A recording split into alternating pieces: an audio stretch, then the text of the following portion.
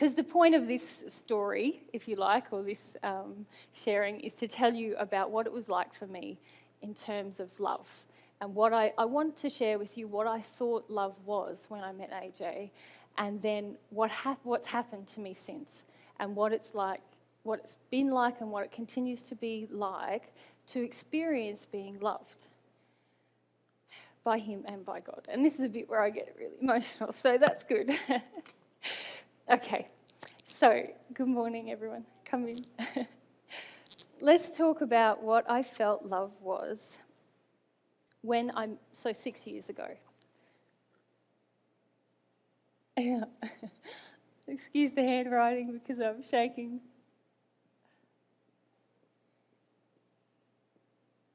So this is what I believed love to be, and I see this, as I said, I see this reflected in a lot of people that we meet now. Still, a lot of you are walking around feeling like love is, when this set of things happen, I feel this good emotion, and that is love. And it's not always the case. So what I believed love to be.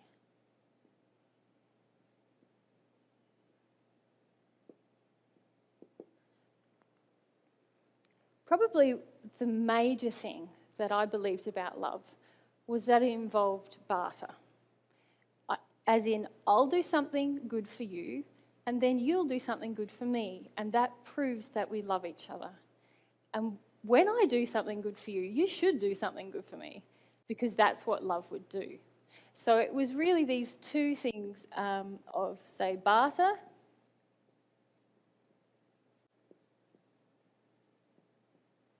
and sacrifice.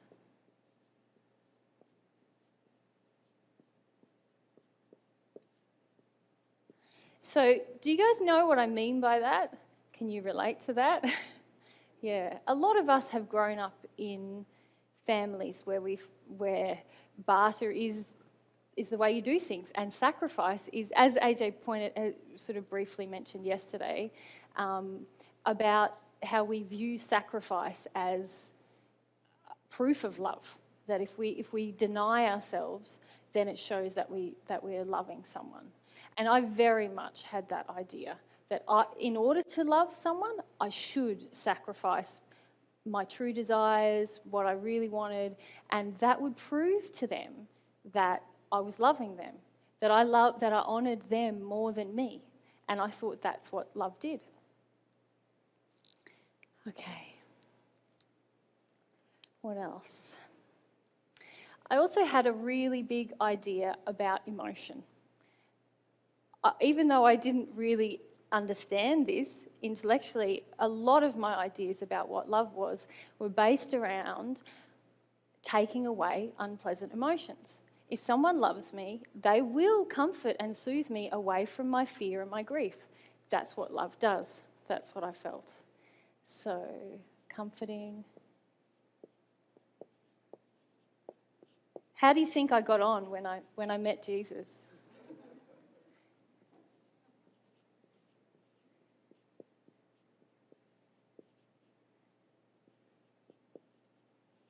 That's what I'll talk about next. So comforting and soothing emotions, particularly emotions of fear and grief. I felt like I'd grown up in a situation where if one person in the family felt those things, then everyone else should rush to their aid, share in that feeling, and do whatever we could to take it away. So sharing in emotion was also another big thing that I felt about what love does. So if you're feeling something, then I should feel it with you. That's what love does.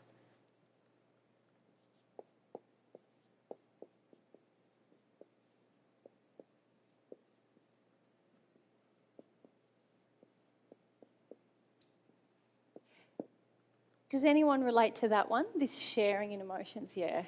It's a big thing that I feel a lot of us try to do with each other, and more than that, we try to get others to do it with us. we want to tell the big story so everyone goes, oh, and then we feel validated, and it kind of helps us stay away from how confronting that emotion is to just feel on our own. Okay. and probably, I can't believe I left this to last because it's probably what I should have put first, was about approval. I felt that someone who loved me would approve of me. And my family had approved of me for when I met Jesus again. I was 29, I think. So for 29 years, I'd had a lot of approval. There'd been a lot of barter involved in that I needed to do a certain things, fill a certain kind of a role. But when I did, I got heaped with approval. And within that approval, there was no challenge to the parts inside of me that were not loving. I just got approval for doing a certain set of things, and I could say certain words, and no one was ever challenging me on whether those words translated into action or whether those words were accompanied by feelings that matched them. Do you know what I mean by that? I could say, oh, it's okay, I'm really sorry. I'm sorry I did that, I feel really bad. And then everything would go away, I'd get approval again. It didn't matter if I was really sorry or if I wasn't going to do it again. The thing that was accepted was me saying, I feel really bad about myself and I'm really sorry. So even my kind of a self-punishing treatment of myself was rewarded with approval. My parents took that to mean, oh, she is sorry, she's punishing herself. And let's move on. We'll give her some approval again. Now, obviously, they responded in that way because of the way that they were raised and the way that they view love. But what it did for me when I was attempting to be more sincere, if we fast forward a little bit, and we'll talk about how I had to challenge all of these things, but when it came to actually really looking at myself and really being challenged with some truth, I would often revert to self-punishment in order to try and show that I was sorry, because this is the way that I thought that when you really love, that's what you do. And of course, that's not really what love does, but I had no idea about this. And when I'm pointing these things out to you, understand that 6 years ago, even though I couldn't describe these things, this is what I would have sworn was love. And this is how I responded to people. When they did this set of things with me, I felt they loved me. And when I thought, I want to love this person, I did all of these things with them. So I'll just add my approval at the bottom. Oops.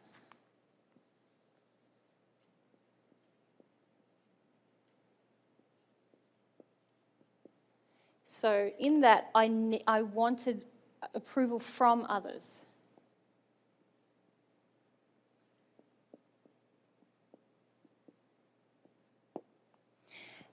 And here, I probably want to draw a distinction between approval and acceptance. Because it is possible to just accept someone as they are. In fact, that's a quality of love. But we don't have to approve of everything within that person when we love them, do we?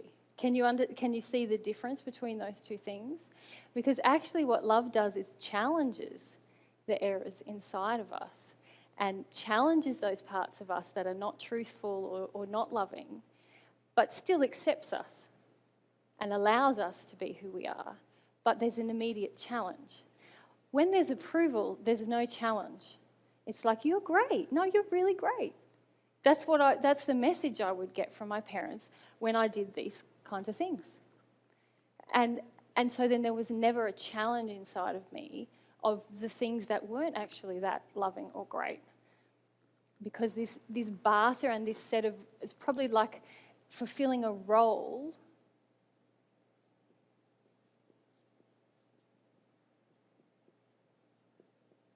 is what my whole family unit accepted as love. Now, when I met Jesus again, and I often call him AJ because I always think I met Jesus and then all this other stuff happened and then he was AJ, so I met AJ, but he's really Jesus. Does that make sense? And sometimes I use it to differentiate which century we're talking about. But when I met him again, immediately, because there was such a strong pull towards him, even though I didn't really like that pull, it frightened me a lot. not because I felt like I was being controlled, but because I felt like I can't do all these things seamlessly anymore. And I'm actually not receiving a lot of these things that I was receiving from my family. I'm feeling really frightened about what's happening. My heart is pulling me in one direction, but in order to go in this direction, I immediately lost approval. Like, not just approval from my family, I mean kind of globally, from my friends, from my professional colleague, from my profession, from everything that I was doing. Suddenly, here's the possibility of losing all approval. And I didn't understand how, like, now I can feel, of course, it was all conditional and it wasn't love. But at that time, I felt like now there's no love for me anywhere in the world.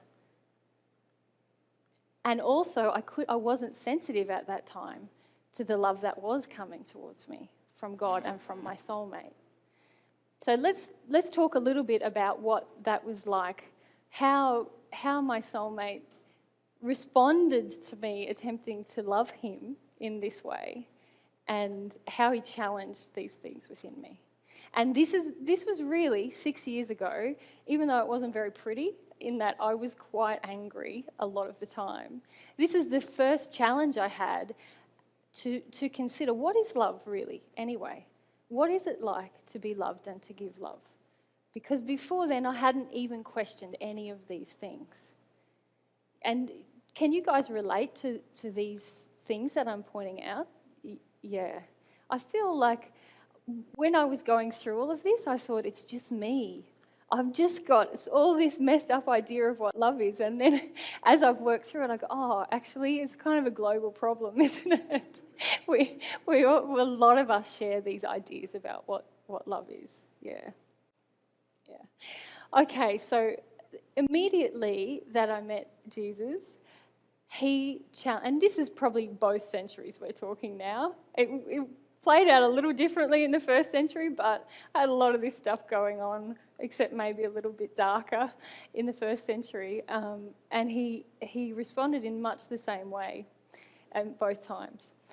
So we kind of met and we tried to have a relationship. First a friendship, and then it quickly became romantic. And then it quickly kind of stopped being romantic. And I left AJ. In the first year that we knew each other, we kind of formed a relationship.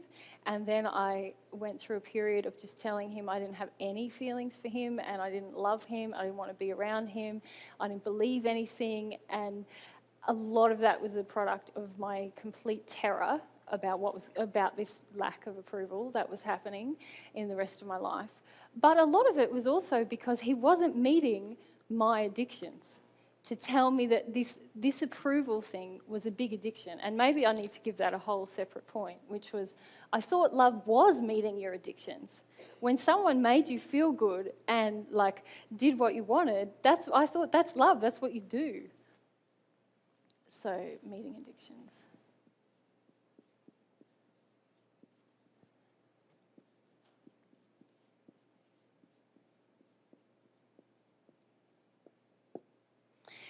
So,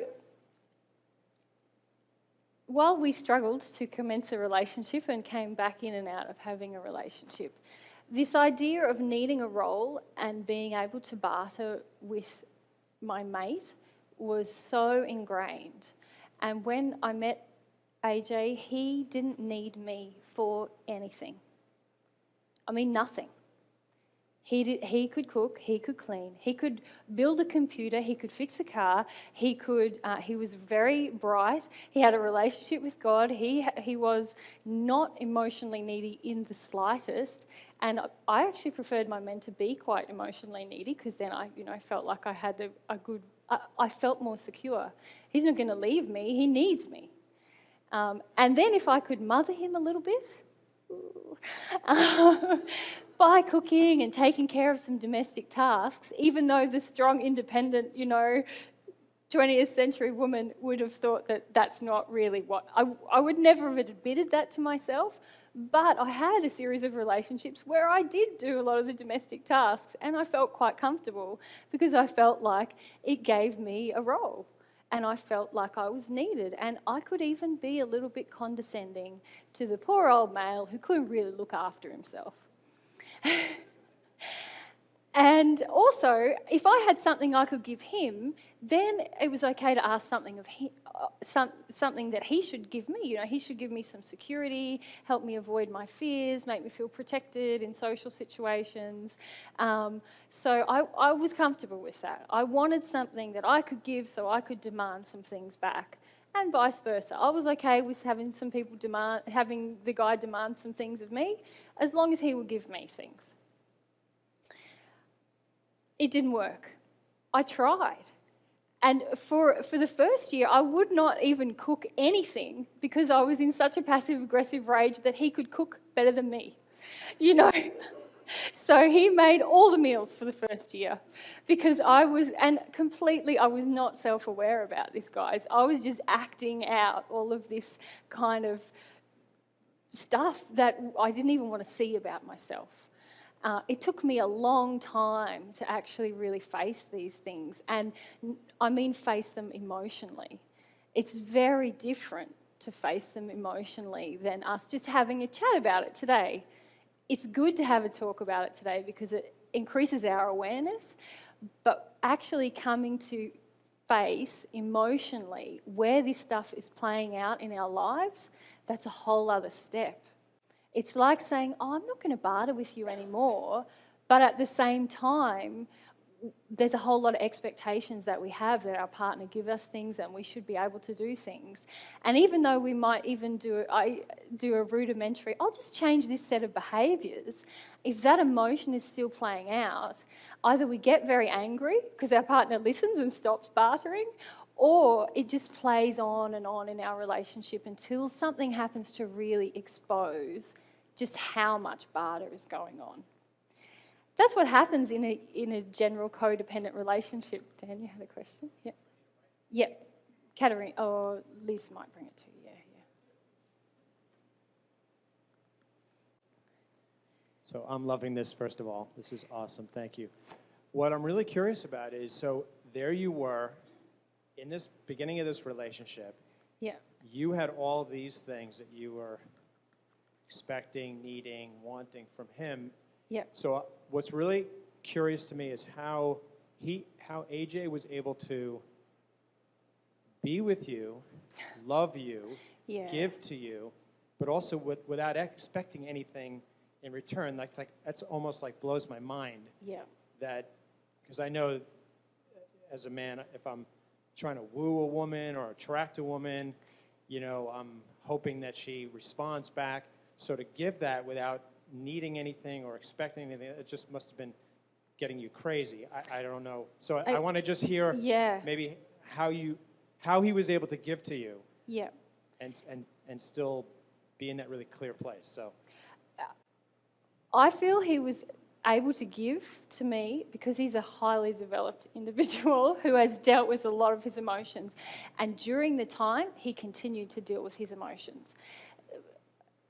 He has a set of principles and standards that he will not break. He will not do these things. And I wanted him to. Like, I was trying to please him.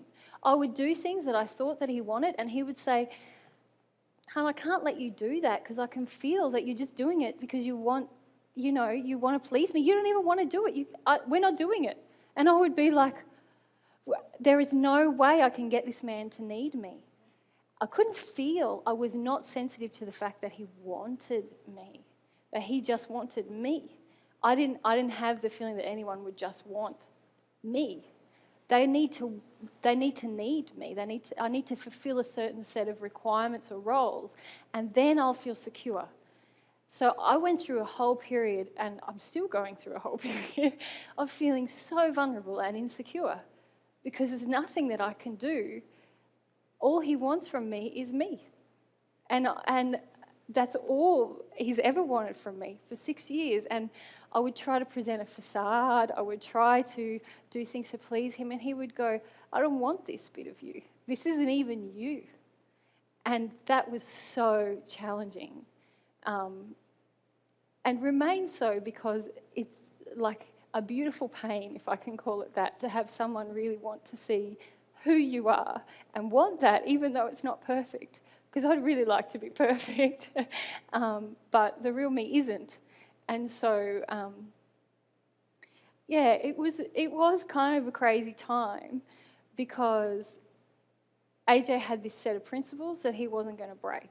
He wasn't going to barter with me. Every time I tried to sacrifice for him, he would stop me. He would reject it. And he wasn't sacrificing himself, although probably, honey, you would say at a lot of times you did value me above you, didn't you? And that's something that you've had to work through. Yeah. Did you want to add? Or? Yeah. If maybe Kristen puts the camera there. Oh, yeah.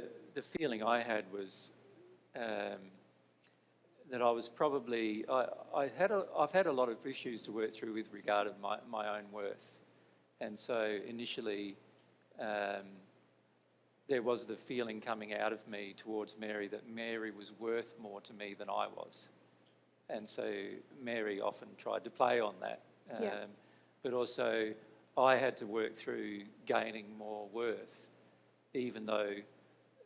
And I've had to work through gaining more worth with others as well in the same way, even though everyone around me thinks that I've got less worth than they have. And in fact, there's still a lot of people in our lives that feel that I have less worth than they have.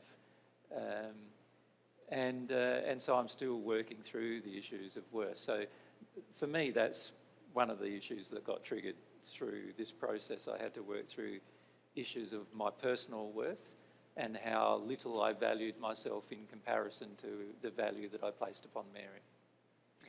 Yeah, and keep in mind that I came into this relationship, I was very arrogant.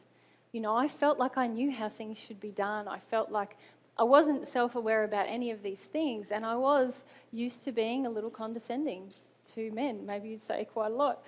Well, there's also the probably issue of even listening, wasn't there? Like, I would listen to you for hours about what you wanted to say, and Mary had struggled listening to me for 5 minutes actually, and quite frequently for the first year or two, Mary didn't listen to me at all about anything personal. So she would listen to me about if I was discussing anything about herself, but as soon as I started to discuss anything about my personal emotions, Mary wouldn't listen to me at all, and so it took me a while to gain the self-worth to say, no, hang on a sec, this is not on now, girl. Like, it's not on that you do this. It's not on that you allow yourself. It's unethical for you to expect to have a relationship with somebody that they listen to everything you say and you listen to nothing they say about themselves, you know. And so it took me some time to work through some of those issues emotionally. It helped when we met because I was actually... I dealt with most of those issues within the first 3 months of meeting, actually. Because I was pretty open to dealing with my emotions by the time I met Mary. And Mary was quite closed towards me quite frequently in that period. So within the first 3 or 4 months, I attracted a lot of women who basically treated me the same way. So I did deal with a lot of emotions, particularly initially, which stressed Mary out quite significantly as well. Yeah, and that's probably the thing that I wanted to say, that during all of this, I've watched AJ continue to grow. I mean, this is something that happened while I was like holding on the grim death to all of these things that I wanted love to be. Meanwhile, he was so humble, he didn't even, he was just dealing with what was coming up from him, that this woman was like trying to boss him and trying to do all these things and not valuing him. He grieved all these things, which only made his love for me more pure, which was even... Maybe if I give an example, perhaps I should stand with the guys. If I give an example of it, shortly after we met, we started to watch occasional movies together, right? And one movie I remember, we were in England And one movie was a movie about love. You know, I don't think it was The Notebook. I think it was something else. I can't remember. And I can't remember the movie actually now. But Mary rubbished the movie the entire way through the movie, like, and she had this really condescending viewpoint towards love, and it just struck me that my soulmate was so callous to love, like, and like I just felt so much grief about that because I realised at that point that meant that this was going to be a long period of time before I'd probably feel any love from her, you know. And so I went up to my room. At the time we were staying with somebody else, and I went up to my room and just cried for a couple of hours. But she eventually came up to the room and heard me crying, and then she was really angry about me crying about it. So she really was swearing and carrying on at me about crying about her feelings about love, you know. Because keep in mind, in my list, sharing emotions was something that I felt love did.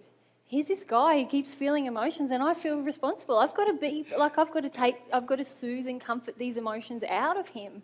Which I didn't want. He didn't want that. He just wanted to keep feeling, and I would just get more and more stressed out. Like, I can't control this guy. I can't make him happy.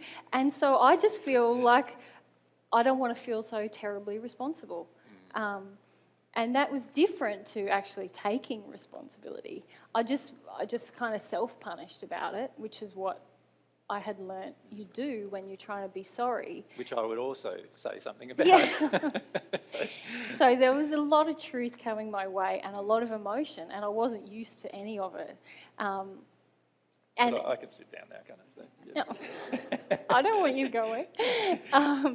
So this, maybe just to finish off the list before I move on to the next thing, I wanted this barter and I wanted a role. I couldn't get it. It infuriated me. I tried to sacrifice. He wouldn't even let me do that. He just wanted me to be me. I didn't want to be me. I didn't like me. It wasn't going to be good if I was just me. You know, I wasn't proud of who I was underneath all this facade and control. Also, instead of comforting and soothing my emotions, he kept pointing out my emotions and encouraging me towards my emotions, and I didn't want to feel them. I was angry. I was like, and actually every time I'd start to feel my emotions, they were so big and so overwhelming and confirmed all this stuff about who I was. So I would just like open up for 5 minutes, shut down for 5 months. And I was really like a rock, wasn't I, hun? I was really, really hard. And he wouldn't let me share his emotions, and so I just wanted him to stop having them. And so I would try to control him feeling with rage. All the while trying to maintain a facade of being a nice, good girl, because I had a lot of approval for that. So it was very confusing even for me. And for you, I guess you could always feel the emotions coming out of me, but you had to call me on lying a lot of times, didn't you? Where I'd try to be all nice and pleasant, and AJ would be like, "You are raging right now," and I would have to go, "No, I'm not raging," and try to keep it all under wraps. I was even terrified to just admit that I was angry, and that actually I had all of these things inside of me. Letting go of a lot of these things has felt like letting go of the thing that I wanted to use to feel secure in the world. Letting go of a set of armour, letting go of the way I control everything. It's felt really, really scary a lot of times. And as I said, emotionally confronting and letting those things go has taken me time. Like, I have so much compassion for my man when he says, "Yeah, I knew it was going to be a long time." Even the humility that he had in that, he never projected impatience at me. He never projected, "Would you hurry up, you're hurting me." He never blamed me for the emotions that were being triggered inside of him. And I did the exact opposite. Everything I was feeling, I just blamed him for, And again, that's where I get really emotional, because that's such a... And I often encourage people when I see them in relationships and things now, to just feel what is going on for you. If you can do that, you will become so much clearer with your partner. And as someone who hasn't done that but has received the gift of a partner actually feeling their stuff and becoming clearer and more truthful and more loving with me as a result, it's changed me in a way that I'm sure I'm not going to be able to describe to you today properly, but I really would love to, because it's such a life-changing thing. And I feel that this is why I'm so passionate about this path as well, because this is what we can offer to each other even when we're not in a relationship. To be a presence of real love for another person alters them. It really does. And I feel that that's how I want to be. And I'm coming from this place, and I feel that if I can do it, we can all do it. Trust me. Okay. So, yeah, AJ wouldn't share in my emotions, and I wanted him to all the time. In fact, I wouldn't really feel anything unless he was engaged with me, talking to me about it.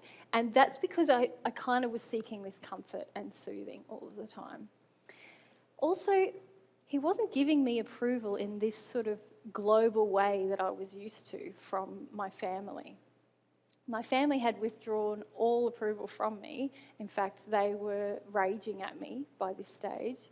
And I was craving someone to just say I was a good girl. And this is where I got so bamboozled, because AJ would be saying to me, I love you. I just want to be with you. I want you to be yourself, and I want us to have a relationship. I want to know you. And I'd love it if you want to know me. But that thing you're doing right there, that's not loving. That's not kind. On one hand, I'm drawn to this feeling of love and acceptance, but there's no approval accompanying it. And I couldn't understand what was going on. I felt like, hang on, you don't love me. And I would say to him, you don't even love me. You don't love me. You just love an idea of who I will be one day, or who I used to be. You don't love the real me, because I felt if you loved the real me, you'd be approving of everything all of the time. And he wasn't approving. He was pointing things out. So that was really, over time, I've come to understand I just wasn't even sensitive to love. I couldn't really recognise it when it was coming towards me. I could feel drawn to it a little bit, but I couldn't understand that this was being loved, actually, because I'd never experienced that before, this acceptance of me and this desire for me, just me.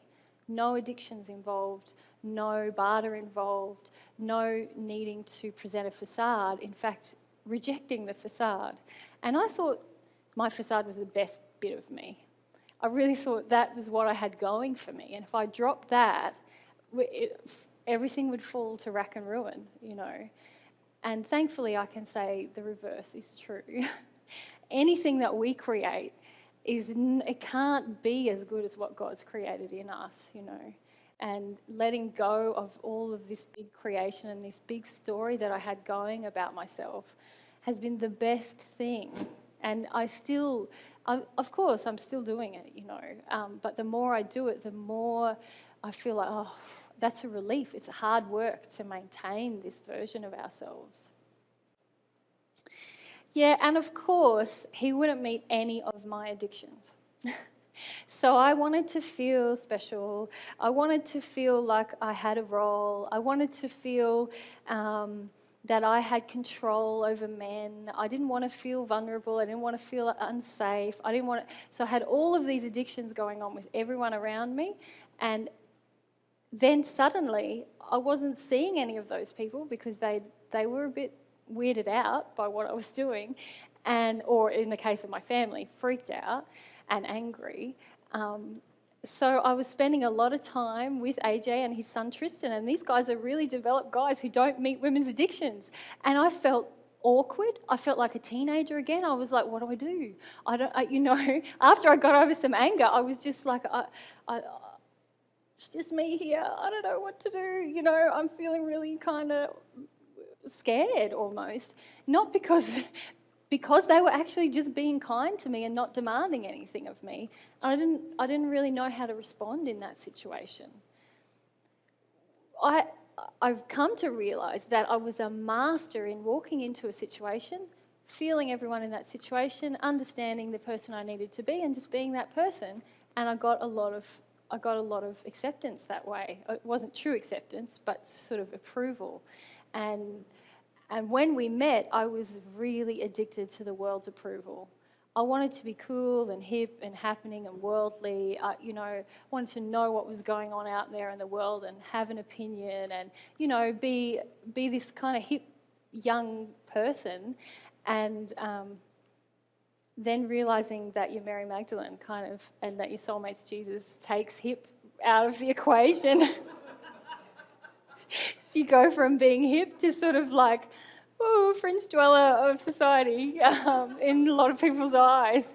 And I had a big tantrum about that, And in a lot of ways, I'm still grieving this idea that, oh, wow, society's not really going to accept me, holus bolus, maybe for a long time, maybe not ever. And, but in the beginning, I was just raging about it and blaming. Blaming. Forget about that it's me and I know it's me and I feel it's me. No, it's you, Would you stop it? Would you? And I did a lot of things to try and control the way we lived our life. Don't talk to people. We'd just be at people's house, people who want to talk about divine truth and know that we're saying we're Jesus and Mary Magdalene, and they'd ask about our first century lives. I would do everything from just sit in rage, trying to control, with the facade, trying to control him to not talk about it, to distracting. Who wants a cup of tea? Could I get you something?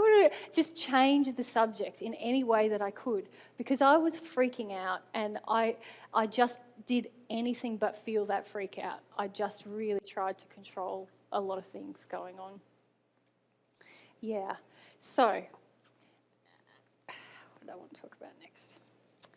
I suppose I wanted to talk about the changes that happened in me, that I know have happened in me over this period of time, as a result of being loved, as a result of breaking this pattern and somebody not doing those things with me.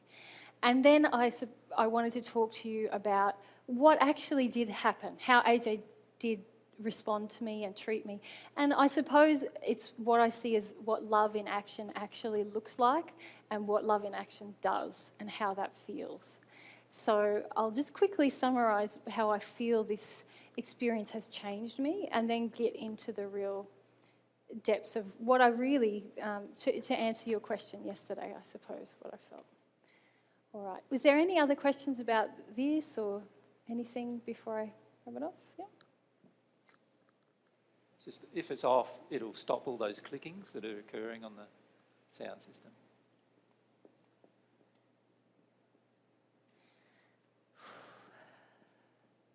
So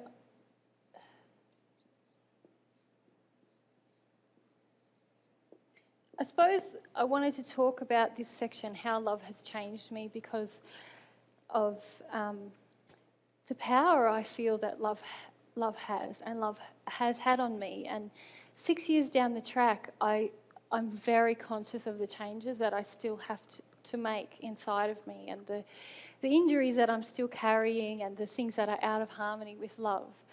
But I'm also very, very aware that this experience of being loved just for myself has caused me to grow in a way that I know it's possible because my soulmate has done it without somebody loving him, but to have his love while I'm growing and changing and to have his love be the catalyst a lot of times for my change is just the most beautiful gift, and I feel it is the most precious way that you can actually grow.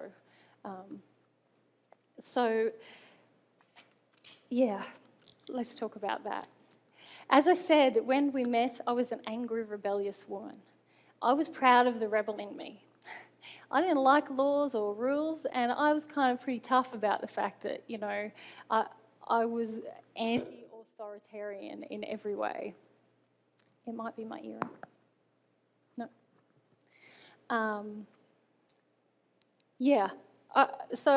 I went from being a rebel to really kind of hating love and feeling it's hip to be cynical about love.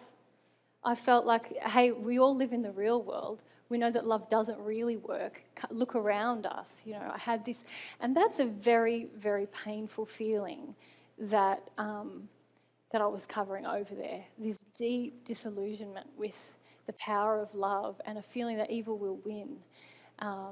And having love presented to me and given to me and consistently given to me, even when I was fighting it like a really, really angry 3-year-old. Or emotionally, I was punching and kicking and screaming and going, just stop it. This love kept coming to me. And we would split up for 5 months, and I would just get to this point where all these emotions were triggered in me. I couldn't go back to how I was. I felt I couldn't go forward, and I would call AJ in this distress and just say, look, I don't get life anymore. I don't know. I can't ignore, but I can't go forward. And this love would come towards me again, this total acceptance of who I was and where I was at, and reminders of truth and the possibilities. And then I would say, but I can't be in a relationship with you and I can't even talk to you again. And he'd be like, well, that's okay. I can't be in a relationship with you unless you want to be. We can be friends. And there was no guilt. There was no emotional projection at me that I was somehow to blame for the pain that he was feeling about the fact that I was continually rejecting him. And so this started this process for me of, it's sort of like, it feels like resensitizing to what love is really about. I was so angry at love and so rebellious, and just to receive this feeling continually, I feel like I went through this place, because also there was all this truth coming towards me with this love. And I didn't think that truth and love went together.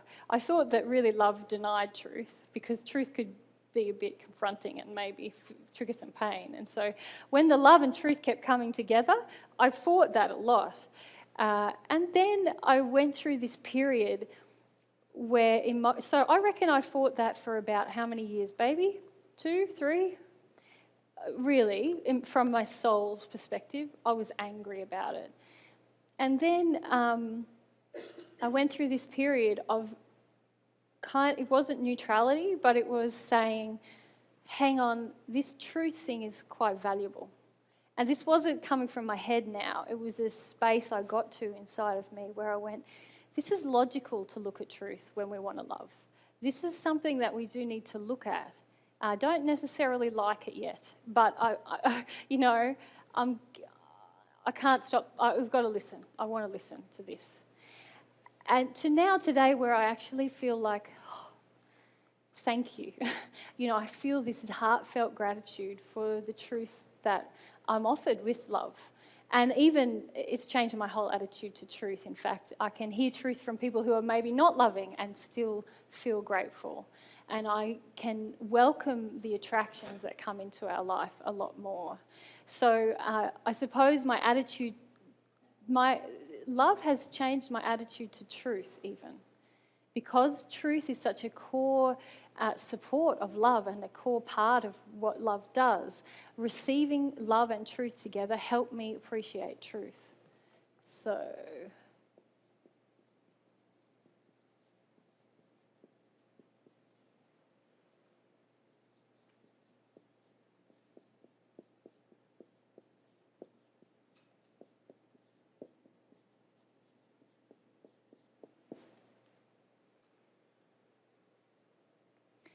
it's also just helped me, as I mentioned, become sensitive to love when it's there and when it's not.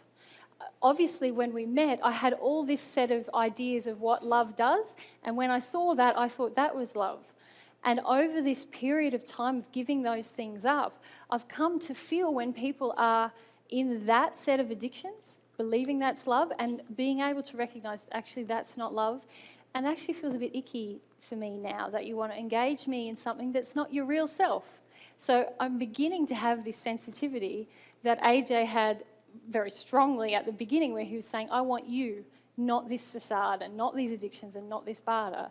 Now I feel after 6 years I'm beginning to have that same feeling for myself. I certainly want it in our relationship, and I want it from others now as well, a lot more. I wouldn't say 100% of the time. Sometimes I still want some addictions met, but or I want to avoid my fear. Let's put it, that's probably more truthful. But so I'm more sensitive to love when it really exists.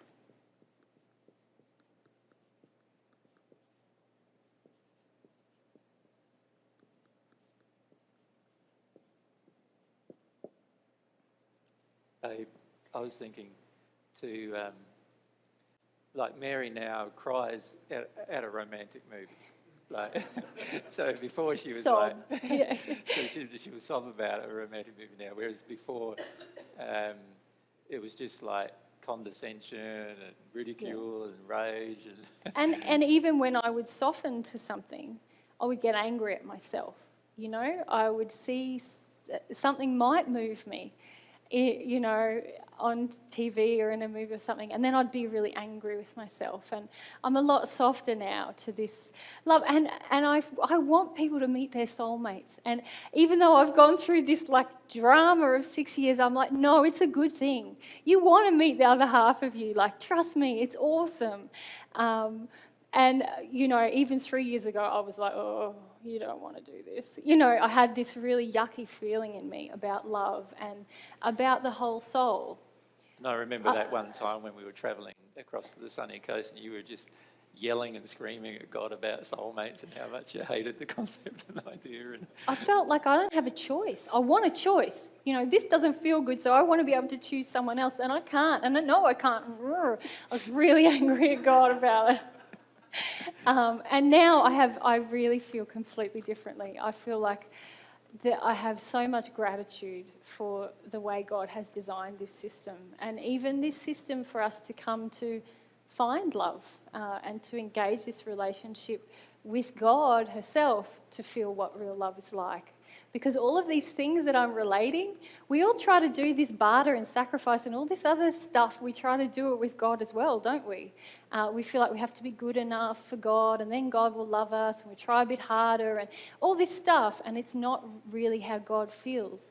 God feels it a lot of the same ways that I'm going to describe to you in the next session that AJ does, except, of course, magnified a lot more. So it's even more powerful to engage that relationship.